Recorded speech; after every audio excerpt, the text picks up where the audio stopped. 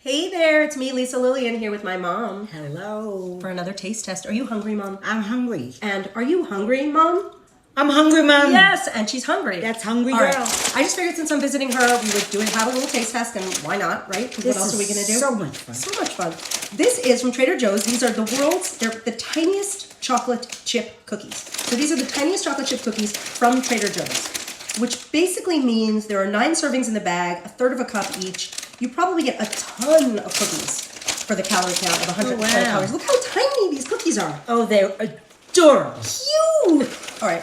What do you expect them to taste like, Mom? A chocolate chip cookie. All right, take one. Only one. No. Shucks. You can take as many as you want.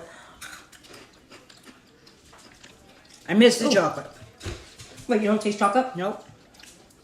I love these. They're not They're overly delicious. chocolatey, but they're delicious, right? Very good. And do you like something you can eat a lot of like this? All the time. Would you eat these? Yes. These are pretty good, people. There's going to be a lot per serving. That's a good movie snack. What else would you do with these? Well, I put them in chocolate pudding.